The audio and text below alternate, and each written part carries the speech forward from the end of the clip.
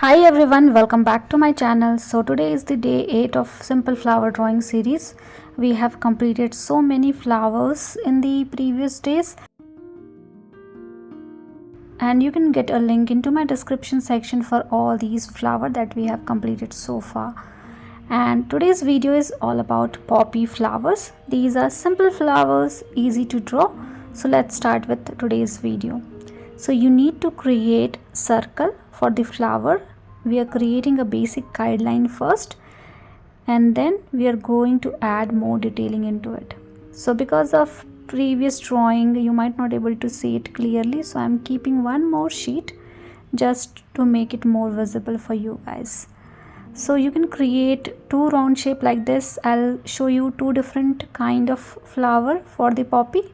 So for the first one, the center part of the flower is in the center, so you can create a small round shape. And for this particular flower you can start from the base petal, so you can create a curve like this, and then left and right you can combine these two structure together. In between these we have center part of the flower, half center part, and then a bigger petal. So we have covered the circle. Now around it you can add more petals into it. So these are slightly visible because these are the back petals. So I have created 3 more petals.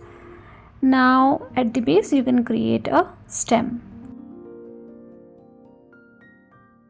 For this particular perspective you can create a bigger petal and 2 more covering the circle, and then couple of petals around it slightly visible again. So we have total 6 petals, 3 inner and 3 outer for both the flowers. The only difference is placement of these petals, and you will get different perspective. Now you can create one more. This is flower bird, so you can create a U kind of shape. At the base you can have a small oval shape. You can create a stem. This one is a little bit hanging, and then around it you can create multiple leaves. Poppy leaves are having deep serration into it, so you need to create a string, and then you can divide it into multiple substring. The base substring is longer in size, and as you are moving towards upward direction it is smaller. So this is the basic guideline. Let's keep it aside and move to the flower again. So with the help of pen directly you can create the center part of the flower. You can create couple of curve in the center, and then some random pattern around it to create stem in. We need little darker color at the center part of the flower, so you can do something like this. So I have created a round shape, couple of curve in that particular area, and some random pattern, and then you can trace the petal area. Now you can see all the petals clearly because we are doing it with the help of pen. And then you can also add folds around the petals that you have. So to add folds it is simple. You need to create some extra pattern inside the petal around the edge.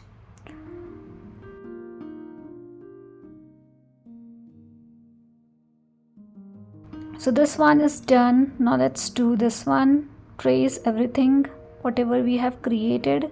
This one is the lower petal, then upside petal, the center part of the flower. You can create some pattern in the center part, and then just go randomly create some zigzag pattern around it, creating a small stem in. Basically we need some darker color in that particular area, and then you can create some outer petal. You can have little waviness into the petals, so try to create some waves around the edge. And these two are done. We need to do more shading and detailing around the center part of the flower, which we are going to do later on.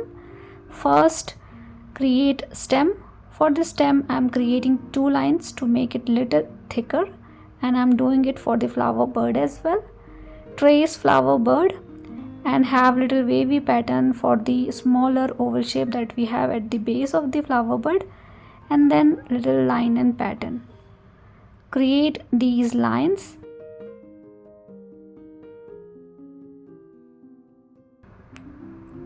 Now finish the stem area. We have some overlapping between leaf and stem, so those things you need to take care of. And I'll show you only one stem how we need to finish this, and then you need to repeat the same thing for rest other. Before that, let's create fine lines around this particular structure and couple of dots around it to finish the stem in area. So you can create couple of dots and then couple of lines, small fine lines to finish. And you can do the same thing for another flower as well. So the center part of the flower is quite important. For some flower, this one is the one flower wherein we need center part more visible. Then you can create some random pattern around the stem to make it more darker, and you can have some random pattern as well. Now around the edge you can create some fine lines like this. Usually we see poppy have some rough stem. Creating this rough stem with the help of these fine lines around the edge, both the side left and right. So do it slowly, carefully, create small outgrowth. You don't have to be too harsh. Do it slowly and carefully, and do the same thing for other stems that you have. Just repeat the same thing for other two stems.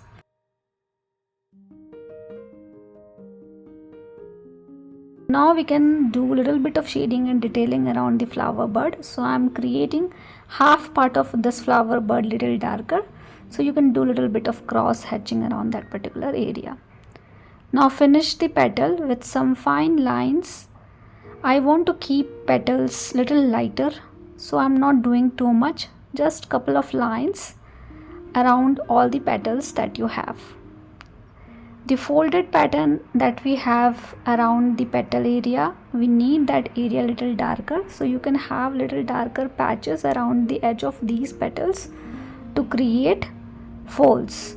So these things you can try by your own. You can have as many folds as you can have couple of lines. You can also do more shading and detailing around the petal area to make it more darker and lighter, but I am not doing too much, simply creating couple of lines.